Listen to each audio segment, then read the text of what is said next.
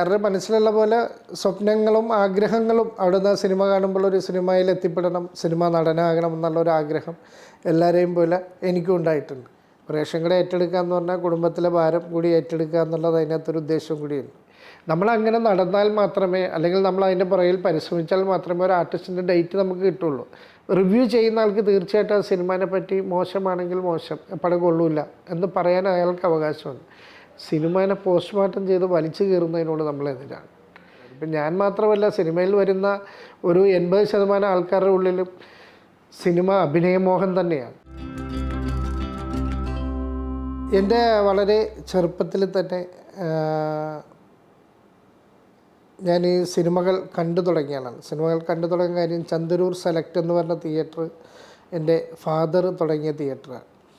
അപ്പോൾ ആ തിയേറ്ററിൽ ചെറുപ്പത്തിൽ തന്നെ, വളരെ ചെറുപ്പത്തിൽ തന്നെ സിനിമകൾ കണ്ടു തുടങ്ങിയാണ് ശരിക്കും പറഞ്ഞാൽ സിനിമയോടുള്ള ഹരം അല്ലെങ്കിൽ സിനിമയോടുള്ള ആഗ്രഹം നമുക്ക് ആരംഭിക്കുന്നത്. എല്ലാവരുടെയും മനസ്സിലുള്ള പോലെ സ്വപ്നങ്ങളും ആഗ്രഹങ്ങളും അവിടുന്ന് സിനിമ കാണുമ്പോൾ ഒരു സിനിമയിൽ എത്തിപ്പെടണം, സിനിമ നടനാകണം എന്നുള്ളൊരു ആഗ്രഹം എല്ലാവരെയും പോലെ എനിക്കും ഉണ്ടായിട്ടുണ്ട്.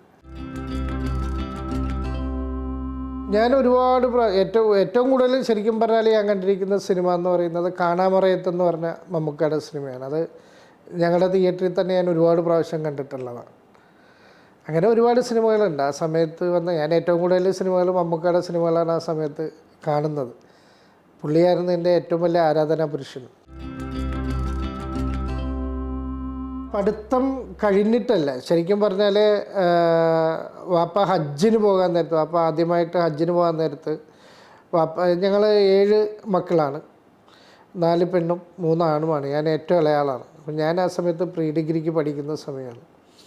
അപ്പോൾ വാപ്പ ഹജ്ജിന് പോകുന്ന മുമ്പ് എല്ലാ മക്കളെയും മരുമക്കളെയൊക്കെ വിളിച്ചിട്ട് വാപ്പ പറഞ്ഞു, ഞാൻ ഹജ്ജിന് പോയിട്ട് തിരിച്ചു വന്നാൽ ഞാൻ റേഷൻ കട നടത്തില്ല, പക്ഷേ നിങ്ങളാരെങ്കിലും ഈ റേഷൻ കട ഏറ്റെടുക്കണം. റേഷൻ കട ഏറ്റെടുക്കുക എന്ന് പറഞ്ഞാൽ കുടുംബത്തിലെ ഭാരം കൂടി ഏറ്റെടുക്കുക എന്നുള്ളത് അതിനകത്തൊരു ഉദ്ദേശം കൂടിയുണ്ട്. അപ്പോൾ അന്ന് എല്ലാവർക്കും ജോലി, മറ്റുള്ള എല്ലാവർക്കും ഓരോ ജോലിയും കാര്യമൊക്കെ ഉള്ളതുകൊണ്ട് അവരാരും അത് ഏറ്റെടുത്തില്ല. അപ്പോൾ വാപ്പാക്ക് ഭയങ്കര വിഷമമായിട്ട് എന്ത് ചെയ്യണം എന്നറിയാതെ അത് വിട്ടുകളഞ്ഞാലോ എന്ന് വരെയും ആലോചിച്ചുകൊണ്ട് പോകുന്നൊരവസ്ഥയിലാണ് ഞാൻ ചെന്നിട്ട് പറയാം. അപ്പം ഞാൻ ഏറ്റവും ഇളയതും ഞാൻ പഠിച്ചുകൊണ്ടിരിക്കുന്നതുകൊണ്ട് എന്നോട് ചോദിച്ചിട്ടില്ല.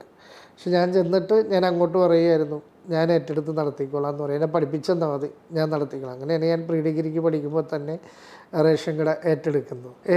ശരിക്കും പറഞ്ഞാൽ ഞങ്ങൾ നടത്തിയിരുന്ന റേഷൻ കട എന്ന് പറയുന്നത് നമ്മുടെ ഇന്നത്തെ മെഗാസ്റ്റാർ മമ്മൂക്കയുടെ ഉമ്മയുടെ ഫാദർ, അതായത് അദ്ദേഹത്തിൻ്റെ ഗ്രാൻഡ് ഫാദർ നടത്തിയിരുന്ന റേഷൻ കടയാണ് എൻ്റെ ഫാദർ ഏറ്റെടുത്ത് നടത്തുന്നത്. ആ റേഷൻ കടയാണ് പിൽക്കാലത്ത് ഞാൻ നടത്തിയിട്ടുള്ളത്. സിനിമ നമ്മൾ കണ്ടാണല്ലോ സിനിമയോടുള്ള ഇഷ്ടം നമുക്ക് തോന്നണം. പക്ഷേ അപ്പോഴും നമുക്ക് ഒരിക്കലും ഞാൻ വിചാരിക്കുന്നില്ല ഞാൻ സിനിമയിൽ എത്തിച്ചേരുമെന്ന് ഞാൻ വിചാരിക്കുന്നില്ല. പക്ഷെ എൻ്റെ മനസ്സ് മുഴുവൻ സിനിമാ മോഹങ്ങളാണ്. സിനിമയാണ് ചെറുപ്പം മുതൽ ഏറ്റവും കൂടുതൽ ആഗ്രഹിച്ചിരിക്കുന്നത്. അപ്പോൾ ഈ പ്രീ ഡിഗ്രിക്ക് പഠിക്കുന്ന സമയത്ത് തന്നെയാണ് ശരിക്കും പറഞ്ഞാൽ സിനിമയോടുള്ള ആഗ്രഹം എനിക്ക് ഏറ്റവും കൂടുതൽ ഉണ്ടാകുന്നത്. ഞങ്ങൾ പ്രീ ഡിഗ്രിക്ക് പഠിക്കുമ്പോൾ എൻ്റെ കൂടെ ഷിജു അരൂർ എന്ന് പറയുന്ന എൻ്റെ ഒരു സുഹൃത്ത്, അദ്ദേഹം ഇന്ന് ഏറ്റവും കൂടുതൽ സീരിയലുകൾ ഡയറക്റ്റ് ചെയ്യുന്ന ഡയറക്ടറാണ്. അപ്പം ഞാനും അവനും കൂടിയാണ് ഏറ്റവും കൂടുതൽ സിനിമാ ചർച്ചകൾ, ഏറ്റവും കൂടുതൽ സിനിമാ മോഹങ്ങൾ കൈമാറുന്നത് ഞങ്ങൾ രണ്ടുപേരും കൂടിയാണ്. രണ്ടുപേർക്കും ഒരേ മനസ്സാണ്, എങ്ങനെയെങ്കിലും സിനിമയിൽ എത്തിപ്പെടുക എന്നുള്ള മനസ്സാണ്. എന്നേക്കാളും മുമ്പ് അവൻ സീരിയൽ ഫീൽഡിലോട്ട് എത്തി. അവനാദ്യം ടെലിവിഷൻ മേഖലയിലോട്ട് അവനാണ് ആദ്യം എത്തുന്നത്. അവിടെ നിന്നാണ് ഞാൻ ആ മേഖലയിലോട്ട് ചെല്ലുന്നത്. ഞാൻ ചെല്ലുക എന്ന് പറഞ്ഞാൽ ഞാനും അവനും കുട്ടനാലപ്പുഴ എന്ന് പറയുന്ന ക്യാമറാമാൻ ഞങ്ങളെല്ലാവരും കൂടി ചേർന്നിട്ട് ആ സമയത്തൊരു ഡോക്യുമെൻ്ററി പിടിക്കുകയാണ്. കിഴക്കിൻ്റെ വെനീസ് എന്നും പറഞ്ഞ ആലപ്പുഴ ജില്ലയുടെ ടൂറിസത്തെ പറ്റിയൊരു ഡോക്യുമെൻ്ററി ഞാനാണ് നിർമ്മാണം. ഞാൻ ഈ കിട്ടുന്ന വരുമാനമൊക്കെ എടുത്തിട്ട്, അന്ന് ചെറിയ പൈസയല്ല, അന്ന് 15,000 രൂപയ്ക്കാണ് ശരിക്കും പറഞ്ഞാൽ ആ ഡോക്യുമെൻ്ററി ഞങ്ങളന്ന് ചെയ്യുന്നത്. അന്നത്തെ കാലത്ത് അന്ന് ദൂരദർശനൊക്കെ ഉള്ളൂ. അപ്പോൾ ഞങ്ങൾ ആ ഡോക്യുമെൻ്ററി ചെയ്തിട്ട് ഞങ്ങൾ ദൂരദർശനിൽ കൊടുക്കുമായിരുന്നു. ആ സമയത്ത് ദൂരദർശൻ്റെ കുറച്ച് അംഗീകാരമൊക്കെ ആ സമയത്ത് കിട്ടിയായിരുന്നു ടൂറിസത്തിനെ പറ്റി.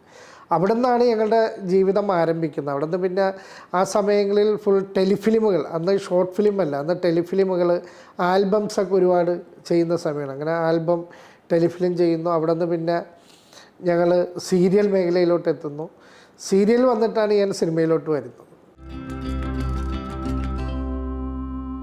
സീരിയൽ മേഖലയിലോട്ട് ഞാൻ വന്നപ്പോൾ പ്രൊഡക്ഷൻ മാനേജറായിട്ടൊക്കെയാണ് ഞാൻ കയറി വരുന്നത്. ഈ ആൽബംസും ഈ ഡോക്യുമെൻ്ററിയൊക്കെ നിർമ്മാണം ചെറിയ പൈസയൊക്കെ വെച്ച് നമ്മൾ നിർമ്മിച്ചു. പിന്നെ ആ സമയത്ത് കുറേ സാമ്പത്തിക ബാധ്യതകളൊക്കെ എനിക്ക് വന്നു. അങ്ങനെ ഞാൻ നാട്ടിൽ നിന്ന് റേഷൻ കടയൊക്കെ വിട്ടിട്ട് ഞാൻ നാട്ടിൽ നിന്ന് അതൊക്കെ മുങ്ങിയിട്ട് ഞാൻ നേരെ എറണാകുളം എത്തണം. എറണാകുളം എത്തി ഈ സീരിയൽ മേഖലയിൽ നിൽക്കുന്ന സമയത്താണ് ഞാൻ കെ ഹരിദാസ് എന്ന് പറയുന്ന ഡയറക്ടറുമായിട്ട് സ്റ്റുഡിയോയിൽ വെച്ച് പരിചയപ്പെടുന്നതും അദ്ദേഹമായിട്ടുള്ള സൗഹൃദം എനിക്ക് വളരെ വലുതായി ഉണ്ടാകുകയും ഹരിദാസുമായിട്ടുള്ള ബന്ധത്തിൻ്റെ പുറത്ത് എനിക്ക് അദ്ദേഹത്തിൻ്റെ 2-3 പടങ്ങളിൽ പ്രൊഡക്ഷൻ മാനേജറായിട്ട് വർക്ക് ചെയ്യാൻ സാധിച്ചു. അവിടെ നിന്നാണ് ഞാൻ ഹസീബിനെ പരിചയപ്പെടുന്നത്. അപ്പോൾ ഹസീബ് നിർമ്മിച്ചതാണ് വർഗം എന്ന് പറഞ്ഞ സിനിമ, പത്മകുമാർ ഡയറക്റ്റ് ചെയ്യുന്ന പടം. പൃഥ്വിരാജിൻ്റെ എന്തോ മൂന്നാമത്തെ സിനിമയാണ് വർഗം എന്ന് പറയുന്നത്.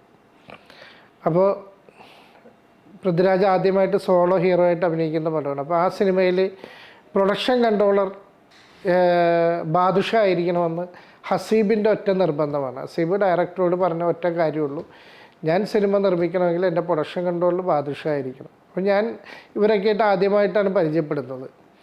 എനിക്ക് രാജുവായിട്ടും ബന്ധമില്ല, പപ്പേട്ടനുമായിട്ടൊന്നും ബന്ധമില്ല. ഈ സിനിമ വഴിയാണ് ഇവരൊക്കെ ആയിട്ട് എനിക്ക് ബന്ധമാണ്. അപ്പോൾ പുതിയ ആളെന്നുള്ള നിലയിൽ ആദ്യം അവർക്കൊരു ചെറിയ പ്രയാസം ഉണ്ടായിരുന്നു. പക്ഷേ അവർ പ്രൊഡ്യൂസറുടെ നിർബന്ധത്തിന് വഴങ്ങി എന്നെ നിർബന്ധപൂർവ്വം ആ സിനിമയിൽ ഞാൻ പ്രൊഡക്ഷൻ കൺട്രോൾ ആകേണ്ടി വന്ന ആളാണ്. പിന്നെ എൻ്റെ മേഖല ഇതാണെന്ന് ഞാൻ പറഞ്ഞില്ല. ഞാൻ ആ പ്രൊഡക്ഷൻ മാനേജർ ഏതായാലും സിനിമയിൽ ഞാൻ എത്തിപ്പെടും എന്ന് ഞാൻ തീരുമാനത്തിൽ ഉറച്ച് വിശ്വസിക്കുകയും സിനിമയിൽ ഏത് മേഖലയാണെന്ന് കണ്ടെത്തിയത് ഞാൻ പ്രൊഡക്ഷൻ മാനേജറായിട്ട് വർക്ക് ചെയ്യുമ്പോഴാണ് എനിക്ക് മനസ്സിലായത് എൻ്റെ മേഖല ഇതായിരിക്കും, ഞാൻ സിനിമയിൽ ഇനി ഈ മേഖലയിലായിട്ടായിരിക്കും തുടരുക എന്നുള്ളത് അവിടെ വെച്ച് ഞാൻ തീരുമാനിക്കുകയായിരുന്നു. ഒരിക്കലും നമുക്കൊരാൾക്കും എല്ലാം കൊണ്ട് സ്റ്റേബിളായിട്ട് ഒരിടത്ത് നിൽക്കാൻ പറ്റില്ല.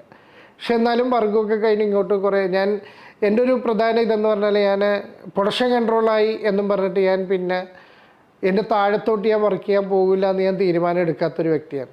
ഞാൻ പ്രൊഡക്ഷൻ കൺട്രോളായതിനു ശേഷം പ്രൊഡക്ഷൻ എക്സിക്യൂട്ടീവായിട്ടും പ്രൊഡക്ഷൻ മാനേജറായിട്ടും സിനിമാ മേഖലയിൽ തന്നെ വർക്ക് ചെയ്തിട്ടുണ്ട്. അത് എൻ്റെ ഒരു തീരുമാനമായിരുന്നു. ഞാൻ പ്രൊഡക്ഷൻ കൺട്രോളായാൽ പിന്നെ ഇനി എല്ലാ സിനിമയും ഞാൻ പ്രൊഡക്ഷൻ കൺട്രോളായിട്ട് മാത്രമേ വർക്ക് ചെയ്യുന്നൊരു തീരുമാനമെടുത്താൽ പക്ഷേ എനിക്ക് ഇന്ന് ഈ നിലയിലെത്താൻ പറ്റില്ലായിരുന്നു.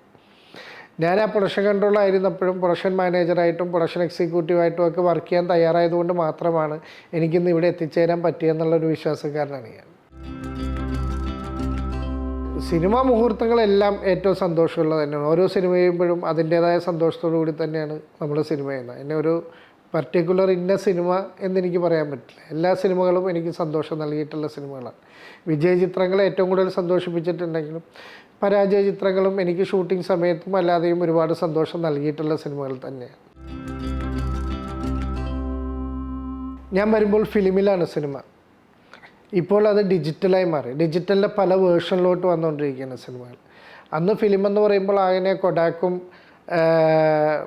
ഫ്യൂജി 2 കമ്പനിയുടെ ഫിലിമുകൾ വെച്ച് മാത്രമുള്ള സിനിമകളാണ് നമ്മൾ ചെയ്തുകൊണ്ടിരിക്കുന്നത്. പക്ഷെ ഇന്നിപ്പം മാറി ആ ഡിജിറ്റലിലോട്ട് വന്നപ്പോൾ പല തരത്തിലുള്ള ക്യാമറകൾ നമുക്കിവിടെ സജീവമായി തുടങ്ങി. അത് ചെറിയ ക്യാമറ മുതൽ മൊബൈൽ ഫോണിൽ വരെ സിനിമ ഷൂട്ട് ചെയ്യുന്നൊരു കാലഘട്ടത്തിലാണ് നമ്മളിപ്പോൾ പോയിക്കൊണ്ടിരിക്കുന്നത്. അപ്പോൾ അന്ന് നോക്കിക്കണ്ടതും ഇന്ന് കണ്ടതും തമ്മിലുള്ള വ്യത്യാസം, ഈ ടെക്നോളജിയിൽ ഭയങ്കര വ്യത്യാസം നമുക്ക് സംഭവിച്ചിട്ടുണ്ട്.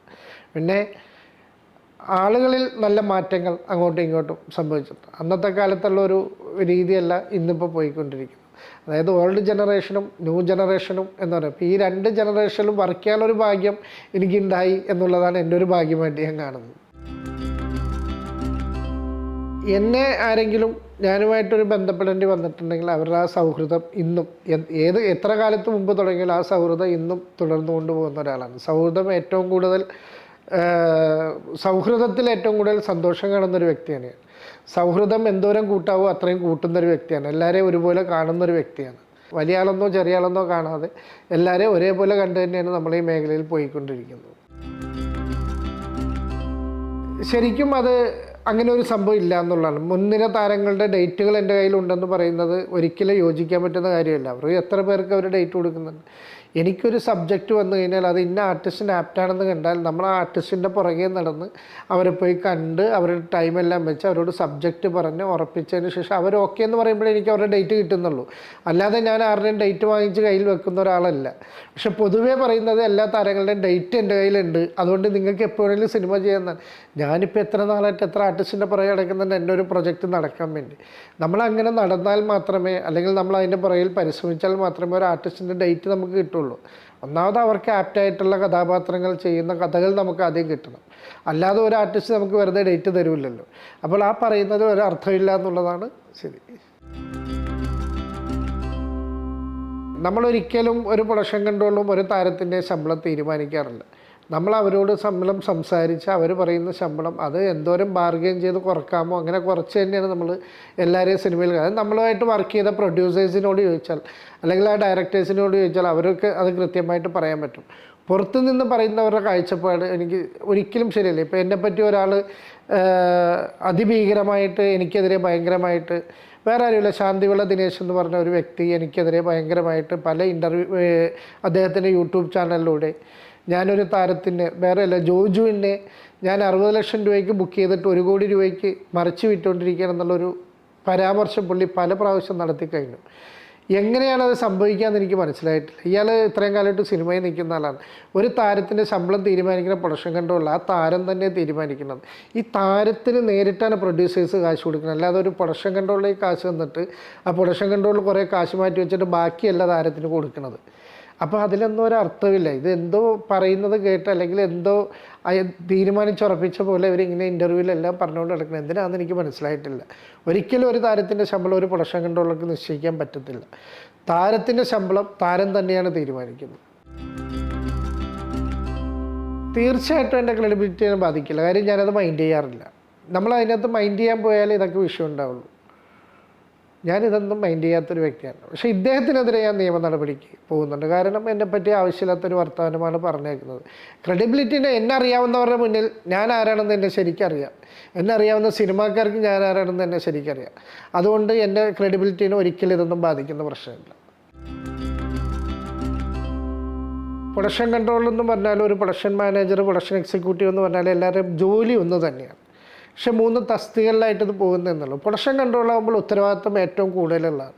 ഇദ്ദേഹം സിനിമയുടെ തുടക്കം മുതൽ ഒരു കഥയുണ്ടായി ഒരു ആർട്ടിസ്റ്റിൻ്റെ പുറകെ ഡേറ്റിന് പോകുന്നത് മുതൽ ആ സിനിമ തീർന്ന് തിയേറ്ററിലെത്തി അതൊന്ന് സക്സസ് ആക്കി എടുക്കുന്നത് വരെയും ആ സിനിമയുടെ കൂടെ തന്നെ നിൽക്കേണ്ട ആളാണ് പ്രൊഡക്ഷൻ കൺട്രോൾ. അതായത് പ്രൊഡ്യൂസർ കഴിഞ്ഞാൽ സിനിമയിൽ അടുത്ത സ്ഥാനം എപ്പോഴും പ്രൊഡക്ഷൻ കൺട്രോളർക്കാണ്. കാര്യം പ്രൊഡ്യൂസറുടെ സ്ഥാനത്ത് നിന്ന് ആ സിനിമ കൈകാര്യം ചെയ്ത് കൊണ്ടുപോകേണ്ട വ്യക്തി, ഏറ്റവും കൂടുതൽ ഉത്തരവാദിത്തോടുകൂടി കൈകാര്യം ചെയ്ത് കൊണ്ടുപോകേണ്ട ഒരു തസ്തികയാണ് പ്രൊഡക്ഷൻ കൺട്രോൾ എന്ന് പറയുന്നത്. എനിക്കേതായാലും സിനിമാ സെറ്റിലൊന്നും അങ്ങനത്തെ ഒരു എക്സ്പീരിയൻസ് ആരിൽ നിന്ന് ഉണ്ടായിട്ടില്ല. ഷൂട്ട് കഴിഞ്ഞിട്ട് ഇവരെ എന്തൊക്കെ ചെയ്തതെന്ന് നമ്മളത് അന്വേഷിക്കാറില്ല. രാവിലെ എനിക്ക് ഷൂട്ടിന് വരുന്നുണ്ടോ, എൻ്റെ ഷൂട്ട് ബുദ്ധിമുട്ടില്ലാതെ തീരുന്നുണ്ടോ, അവർ ഷൂട്ട് കഴിഞ്ഞ് കൃത്യമായിട്ട് വരികയും പോവുകയും ചെയ്യുന്നുണ്ട്, ഇതൊക്കെ നമ്മൾ അറിയേണ്ട കാര്യമുള്ളൂ. എനിക്കിങ്ങനത്തെ ഒരു അനുഭവം നേരിട്ട് ഇന്നുവരെ ആരിൽ നിന്ന് ഉണ്ടായിട്ടില്ല. അതായത് 3 പേരും 3 തരത്തിലുള്ള ആൾക്കാരാണ്. ഇപ്പം മമ്മൂക്കയുടെ കൂടെയാണ് ഞാൻ ഏറ്റവും കൂടുതൽ സിനിമ ചെയ്തിട്ടുള്ളത്. നമുക്കെന്ന് പറയുന്നത് ഞാൻ പറഞ്ഞില്ല, നമുക്ക് ഒരു ചെറുപ്പകാലത്തൊരു ബന്ധം മുതൽ അദ്ദേഹത്തുമായിട്ടുണ്ട്. ഇപ്പം അല്ലെങ്കിൽ അദ്ദേഹത്തിന് ചെറുപ്പത്തിലെ എൻ്റെ കുടുംബത്തിലേക്ക് അദ്ദേഹത്തിന് അറിയാവുന്നതാണ്. ആ ഒരു ബന്ധം എപ്പോഴും, ആ ഒരു വാത്സല്യം എപ്പോഴും അദ്ദേഹത്തിൽ നിന്ന് എനിക്ക് ലഭിക്കാറുണ്ട്. രസകരമായ സംഭവങ്ങൾ ഒരുപാട് നമുക്ക് അനുഭവങ്ങൾ അദ്ദേഹത്തിൽ നിന്ന്. അതുപോലെ തന്നെ ലാൽ സാറിൻ്റെ കൂടെ ഞാൻ വളരെ ഒരു മേജർ രവി സാറിൻ്റെയും രഞ്ജിത്തേട്ടൻ്റെയൊക്കെ പടങ്ങളാണ് ഞാൻ കൂടുതലും ചെയ്തിരിക്കുന്നത്. മേജർ രവി സാറിൻ്റെയാണ് ഏറ്റവും കൂടുതൽ ലാൽ സാർ പടങ്ങൾ ഞാൻ ചെയ്തേക്കുന്നത്. ആ സെറ്റിലൊക്കെ ലാൽ സാർ എപ്പോഴും ഹാപ്പി മൈൻഡ്, നമുക്ക് എപ്പോഴും തമാശകൾ കേട്ടും ലാൽ സാർ ചിരിപ്പിച്ചും ഒക്കെ നമ്മൾ. ദിലീപേട്ടനായിട്ട് ഞാൻ 3 സിനിമയെ ചെയ്തിട്ടുള്ളൂ. ഒരു ഹിന്ദി സിനിമ മേജർ രവി സാറിൻ്റെ തന്നെ ഡയറക്റ്റ് ചെയ്തൊരു ഹിന്ദി സിനിമയും, പിന്നെ ഫിലിം സ്റ്റാർ എന്ന് പറഞ്ഞ പടവും, കമ്മത്താൻ കമ്മത്തും, ഇത്രയും പടങ്ങളാണ് ഞാൻ വർക്ക് ചെയ്തിട്ടുള്ളത്. അദ്ദേഹത്തിനെ വെച്ച് എനിക്കിപ്പോൾ ഒരു സിനിമ പ്രൊഡ്യൂസ് ചെയ്യാൻ പറ്റി. ഇപ്പോൾ വോയിസ് ഓഫ് സത്യാദൻ ഞാൻ ദിലീപേട്ടനെ വെച്ച് അദ്ദേഹത്തിൻ്റെ കൂടെയും നിന്ന് കഴിഞ്ഞ് നമുക്കെപ്പോഴും സെറ്റിലെപ്പോഴും ചിരിക്കാൻ മാത്രമേ അദ്ദേഹത്തിൻ്റെ കൂടെ ഇന്ന് നമുക്ക് പറ്റുള്ളൂ. കൂടെ ഇന്ന് വർത്തമാനം പറഞ്ഞാൽ പോലും നമ്മളെ ചിരിപ്പിച്ചുകൊണ്ട് തന്നെ സംസാരിക്കുകയുള്ളൂ. ഞാനങ്ങനെ ഫുൾ ടൈം നിർമ്മാതാവിനേക്കാൾ ഉപരി ഞാൻ പറഞ്ഞില്ലേ, ഞാൻ എന്നായാലും സിനിമയിൽ തന്നെ ജീവിതം അവസാനിപ്പിക്കാൻ വേണ്ടി തീരുമാനിച്ചേക്കുന്ന ആളാണ്. അപ്പോൾ പ്രൊഡ്യൂസറായിട്ടൊന്നല്ല, എന്നെക്കാളും പ്രൊഡക്ഷൻ മാനേജറായിട്ടും പ്രൊഡക്ഷൻ കൺട്രോളറായിട്ടും പ്രൊഡക്ഷൻ എക്സിക്യൂട്ടീവായിട്ടും പ്രൊജക്റ്റ് ഡിസൈനറായിട്ടും ലൈൻ പ്രൊഡ്യൂസറൊക്കെ ആയിട്ട് ഈ മേഖലയിൽ തന്നെ ഉണ്ടാവും. പ്രൊഡക്ഷൻ എൻ്റെ ഒരു സൈഡിലായിട്ട് ഞാൻ കൊണ്ടുപോകുന്നുണ്ട്. ഇപ്പം നിഴൽ ഞാനും ആൻഡോ ചേട്ടനും വേറെ 2 സുഹൃത്തുക്കളും കൂടി ചേർന്നാണ് നിഴൽ ആദ്യമായിട്ട് ഞാൻ പ്രൊഡ്യൂസ് ചെയ്യുന്നത്. 2ാമത് വെടിക്കെട്ട്, 3ാമത് വോയിസ് ഓഫ് സത്യനാഥൻ, പിന്നെ കോ പ്രൊഡക്ഷൻ ചെയ്ത പടമാണ് ഇപ്പോൾ ഓടിക്കൊണ്ടിരിക്കുന്ന വേല, പിന്നെ ഇപ്പോൾ 24-ാം തീയതി റിലീസ് ചെയ്യാൻ പോയിരുന്ന മഹാറാണി. ഇങ്ങനെ ഇത്രയും സിനിമകൾ ഇപ്പോൾ നിലവിൽ ഞാൻ ചെയ്തിട്ടുണ്ട്. ഇപ്പോൾ ഷൂട്ട് നടന്നുകൊണ്ടിരിക്കുന്നതാണ് റേച്ചൽ. എബ്രിഷൈനും നമ്മളെല്ലാം കൂടി ചെയ്യുന്ന ഒരു പടമാണ് റേച്ചൽ. പിന്നെ ഫഹദിൻ്റെ ഒരു പടം. ഇതൊക്കെയാണ് ഇപ്പോൾ നിലവിൽ പദ്ധതിയായിട്ടുള്ളത്. അഭിനയം ഞാൻ പറഞ്ഞില്ലേ, സിനിമയിലോട്ട് വരുന്നത് നമ്മൾ ശരിക്കും അഭിനയമോഹം കൊണ്ടാണ് സിനിമയിൽ വരുന്നത്. ഇപ്പം ഞാൻ മാത്രമല്ല, സിനിമയിൽ വരുന്ന ഒരു 80% ആൾക്കാരുടെ ഉള്ളിലും സിനിമ അഭിനയമോഹം തന്നെയാണ്. ഇവിടെ വന്നതിന് ശേഷമാണ് ചിലരും അവരുടെ മേഖല ഇതല്ലാന്ന് തിരിച്ചറിഞ്ഞ് അങ്ങോട്ട് വളരെ കുറച്ച് ആൾക്കാരും, ഒരു 20% ആൾക്കാർ മാത്രമേ ഉള്ളൂ ഡയറക്ടറാകാനും ക്യാമറാമാനാകാനും ഒക്കെ വരുന്നുള്ളൂ. ഈ വരുന്നതിലും ഇവരുടെ ഉള്ളിലും ഒക്കെ കുറേ അഭിനയമോഹമുണ്ട്. ഇപ്പോൾ ഏറ്റവും വലിയൊരു ഉദാഹരണം ജോണി ആൻ്റണി, മലയാള സിനിമയിലെ ഏറ്റവും വലിയ ഹിറ്റുകൾ നൽകിയ ഡയറക്ടറാണ്. ഇന്ന് അദ്ദേഹം ഏറ്റവും തിരക്കുള്ള ഒരു ആർട്ടിസ്റ്റാണ്. അപ്പോൾ എൻ്റെ മനസ്സിലും അഭിനയമോഹം തന്നെയായിരുന്നു. പക്ഷെ ആ വന്ന സമയത്ത് എനിക്ക് അഭിനയിക്കാനൊന്നും പറ്റിയിട്ടില്ല. അപ്പോഴാണ് എൻ്റെ മേഖല അതല്ല എന്ന് ഞാൻ തിരിച്ചറിയുകയും സിനിമയിൽ തന്നെ എത്തിപ്പെടുകയും ഇപ്പോൾ കുറച്ച് സിനിമകളിലൊക്കെ അഭിനയിച്ച് ക്യാരക്ടർ റോളുകൾ ചെയ്തു വരുന്നു. റിവ്യൂ ബാധിക്കുമെന്ന് വിചാരിക്കുന്നില്ല. റിവ്യൂ നല്ലതൊക്കെ തന്നെ, റിവ്യൂ മോശമെന്ന് നമ്മൾ പറയുന്നില്ല. പക്ഷേ റിവ്യൂവിൻ്റെ ഇടയിൽ നമ്മൾ ഇപ്പോൾ അന്നത്തെ കാലത്ത് റിവ്യൂ ഇല്ലാതെ തന്നെ സിനിമ ഇപ്പോൾ പത്രത്തിലാണ് നമ്മൾ സിനിമ റിലീസ് അറിയുന്നത്. ഇന്ന് മുതൽ നാളെ മുതൽ പരസ്യമൊക്കെ കൊണ്ടാണ് അറിയുന്നത്. റേഡിയോയിൽ ചിലപ്പോൾ കേട്ടെങ്കിൽ മാത്രമേ ഉള്ളൂ. കൂടുതലും പത്രങ്ങളിലൂടെയാണ് നമ്മൾ അന്ന് സിനിമകളുടെ റിലീസ് അറിയുന്നത്. എല്ലാ വ്യാഴാഴ്ചയും നമ്മൾ കാത്തിരിക്കും നാളെ മുതൽ ഏത് സിനിമയാണ്. അല്ലെങ്കിൽ വെള്ളിയാഴ്ച രാവിലെ പത്രം എടുത്ത് നോക്കും ഇന്ന് മുതൽ ഏത് സിനിമയാണ്. പിന്നെ അന്ന് മാഗസിൻസിന് ഭയങ്കര ഇമ്പോർട്ടൻസ് ആണ്. ഞാനാ, വെള്ളി നക്ഷത്രം, ചിത്രഭൂമി, ഈ മാഗസിനിലൂടെയൊക്കെ ഇതെല്ലാം നമ്മൾ സ്ഥിരം വായിക്കുന്ന ആൾക്കാർ. നമുക്കിതിലൂടെയൊക്കെയാണ് കൃത്യമായിട്ട് നമുക്ക് ഓരോ സിനിമയുടെ വിശേഷങ്ങൾ അറിയാൻ പറ്റുന്നത്. അന്ന് നിരൂപണങ്ങളും വിമർശനങ്ങളും ഉണ്ട്. അത് ഈ മാഗസിനിലൂടെയും പത്രങ്ങളിലൂടെയൊക്കെ ഉണ്ടാകാറുണ്ട്. പക്ഷേ ഇപ്പോഴത്തെ ഈ റിവ്യൂസ് എന്ന് പറഞ്ഞ് കാണിച്ചു കൂട്ടുന്ന ഈ ഒരു റിവ്യൂ ചെയ്യുന്ന ആൾക്ക് തീർച്ചയായിട്ടും ആ സിനിമയെ പറ്റി മോശമാണെങ്കിൽ മോശം, എപ്പോഴും കൊള്ളൂല എന്ന് പറയാൻ അയാൾക്ക് അവകാശമുണ്ട്. സിനിമയെ പോസ്റ്റ്മോർട്ടം ചെയ്ത് വലിച്ചു കീറുന്നതിനോട് നമ്മളെതിരാണ്. പിന്നെ ഈ പറഞ്ഞ പോലെ ബോഡി ഷെയ്മിങ്, ഇപ്പോൾ എനിക്ക് വെടിക്കെട്ട് ഇറങ്ങിയപ്പോൾ തന്നെ സിനിമയെ പറ്റി ഒരാൾ ഭയങ്കര മോശമായിട്ട് ബിബിൻ ജോർജിനെ ഷെയ്മിങ് ചെയ്തുകൊണ്ട് തന്നെയൊക്കെ സംസാരിക്കണ്ടേ, അതൊക്കെ ഭയങ്കര മോശമാണ്. റിവ്യൂ ചെയ്യേണ്ടതെന്ന് നമ്മൾ പറയില്ല, റിവ്യൂവിന് നമ്മൾ ഒരിക്കലും എതിരല്ല. പക്ഷെ നല്ലതാണെങ്കിൽ അവർ നല്ലതെന്ന് പറയുമ്പോൾ നമ്മളവർ അംഗീകരിക്കണുണ്ടല്ലോ. അതുപോലെ മോശം എന്ന് പറയുമ്പോൾ നമ്മൾ പടം കൊള്ളൂല, ആരും കാണണ്ട എന്ന് പറയുന്നതിൽ അർത്ഥമുണ്ട്. പക്ഷെ ആ സിനിമനെ നശിപ്പിക്കാൻ നോക്കുന്നതിൽ നമുക്ക് എതിർപ്പുള്ളൂ. എൻ്റെ വാപ്പ അരൂർ പഞ്ചായത്ത് പ്രസിഡൻറ്റും അരൂർ മണ്ഡലം സെക്രട്ടറിയും മണ്ഡലം പ്രസിഡൻ്റൊക്കെ ആയിട്ട് ഏറ്റവും ദീർഘകാലം പ്രവർത്തിച്ചിരുന്ന വ്യക്തിയാണ്. അപ്പോൾ രാഷ്ട്രീയമായിരുന്നു. എൻ്റെ ഓർമ്മ വെച്ച കാലം മുതൽ എൻ്റെ വീട്ടിൽ വരുന്ന ജനങ്ങളെയൊക്കെ കണ്ടാണ് ഞാൻ എല്ലാ ദിവസവും രാവിലെ എഴുന്നേറ്റിട്ടുള്ളൂ വാപ്പനെ കാണാൻ വരുന്നത്. അങ്ങനെ എനിക്ക് രാഷ്ട്രീയത്തിൽ ഒരു ചെറിയ മോഹങ്ങളുണ്ടായി. ഞാൻ ഒരിടയ്ക്ക് യൂത്ത് കോൺഗ്രസ്സുമായിട്ട് ഞാൻ കുറേ നാൾ പ്രവർത്തിക്കുകയും അന്ന് ഗൗരിയമ്മ ആദ്യത്തെ പ്രാവശ്യം കോൺഗ്രസ്സിൽ വന്ന് മത്സരിക്കുന്ന സമയത്ത് UDF ചേർന്ന് മത്സരിക്കുന്ന സമയത്ത് ഞാൻ അവരുടെ പബ്ലിസിറ്റി കൺവീനറും അങ്ങനെയൊക്കെ രാഷ്ട്രീയത്തിൽ വന്ന് പയറ്റിയിട്ടുള്ളതാണ്. പിന്നെ ഞാൻ പതുക്കെ രാഷ്ട്രീയം അങ്ങോട്ട് വിടുകയായിരുന്നു. അന്ന് എൻ്റെ രാഷ്ട്രീയ ഗുരു എന്ന് പറയുന്നത് അബ്ദുൽ ഗഫൂർ ഹാജി എന്ന് പറയുന്ന ഒരു വ്യക്തി ഉണ്ടായിരുന്നു. അദ്ദേഹം അന്ന് KPCC മെമ്പറൊക്കെ ആയിരുന്നു. അദ്ദേഹത്തിൻ്റെ കൂടെ ആയിരുന്നു ഞാൻ ഏറ്റവും കൂടുതൽ രാഷ്ട്രീയമായിട്ട് നടന്നേക്കണം. വാപ്പാടെ കൂടെ അധികം നടന്നിട്ടില്ല, അദ്ദേഹത്തിൻ്റെ കൂടെ നടന്നേക്കണം. പിന്നെ ഞാൻ രാഷ്ട്രീയം പതുക്കെ അങ്ങോട്ട് മാറ്റി വെക്കുകയായിരുന്നു. കുടുംബത്തിൻ്റെ പിന്തുണ ഞാൻ പറഞ്ഞില്ല, ഇടയ്ക്ക് വെച്ച് ഞാൻ ഒന്ന് നാട്ടിൽ നിന്ന് മുങ്ങിക്കളഞ്ഞു. നാട്ടിൽ നിന്ന് മുങ്ങിയതിന് ശേഷം പിന്നെ കുറേ നാൾ കഴിഞ്ഞിട്ടാണ് ഇവരെന്നെ വീണ്ടും ഞാൻ ഈ ഫീൽഡിലൊക്കെ വന്നതിന് ശേഷമാണ്, ഇവിടെ സജീവമായതിന് ശേഷമാണ് പിന്നെ ഇവരൊക്കെ എന്നെ ഞാനിവിടെ ഉണ്ട് എന്നവർ തിരിച്ചറിയുന്നതും. എനിക്ക് നല്ല ഞാൻ പറഞ്ഞില്ല, ഞാൻ ആദ്യമായിട്ട് ഡോക്യുമെൻ്ററി നിർമ്മിക്കാൻ പോകുമ്പോൾ എനിക്ക് ഭയങ്കര പേടിയുണ്ടായിരുന്നു എൻ്റെ വീട്ടിൽ. പക്ഷേ എൻ്റെ വാപ്പാടെ ഭാഗത്തുനിന്ന് തന്നെ നല്ലൊരു പ്രോത്സാഹനം എനിക്ക് അന്ന് ചെറുപ്പത്തിലേ തന്നെ എനിക്ക് കിട്ടിയിട്ടുണ്ട്. പിന്നെ എൻ്റെ കുടുംബത്തിൻ്റെ ഭാഗത്ത് നല്ല പ്രോത്സാഹനമാണ്. ഉമ്മ ഇപ്പോൾ എൻ്റെ കൂടെയാണ് താമസിക്കുന്നത്. അത് എൻ്റെ ഏറ്റവും വലിയ ഭാഗ്യമാണ്. കാര്യം വാപ്പ ഹജ്ജിന് രണ്ടാമത്തെ പ്രാവശ്യം ഹജ്ജിന് പോയിട്ട് വാപ്പ അവിടെ വെച്ച് മരിക്കുകയായിരുന്നു. ഹജ്ജ് കർമ്മം കഴിഞ്ഞ് അവിടെ. അപ്പോൾ രണ്ടാമത്തെ പ്രാവശ്യം ഹജ്ജിന് പോകുമ്പോൾ ഉമ്മാനെ ഹജ്ജിന് കൊണ്ടുപോയിട്ടില്ല. ആദ്യത്തെ പ്രാവശ്യം ഉമ്മയും വാപ്പയും കൂടിയാണ് പോകുന്നത്. രണ്ടാമത്തെ പ്രാവശ്യം പോകുമ്പോൾ വാപ്പ ഹജ്ജിന് പോകാൻ നേരത്തെ എന്നെ മാറ്റി നിർത്തിയിട്ട് പറഞ്ഞായിരുന്നു, വാപ്പ ചിലപ്പോൾ ഇപ്രാവശ്യം തിരിച്ചു വന്നൊന്നിരിക്കില്ല, ചിലപ്പോൾ സംഭവിക്കാം, ഹജ്ജിന് പോയാൽ ചിലപ്പോൾ എന്ത് സംഭവിക്കാം, പക്ഷേ നീ ഉമ്മാനെ നോക്കണം, ആ ഉമ്മാനെ പൊന്നുപോലെ നീയാണ് നോക്കേണ്ടത്, മറ്റാരും ഞാൻ ഏൽപ്പിക്കുന്നില്ല. പക്ഷെ എനിക്ക് ആ വാപ്പ പറഞ്ഞ സമയത്തൊന്നും എനിക്കത് സാധിക്കാൻ പറ്റിയിട്ടില്ല. പക്ഷെ ഇപ്പോൾ എനിക്ക് എൻ്റെ ഉമ്മാനെ നോക്കാൻ പറ്റുന്നുണ്ട്. ഉമ്മ ഇന്നും എൻ്റെ കൂടെ തന്നെയാണ് ജീവിക്കുന്നത്.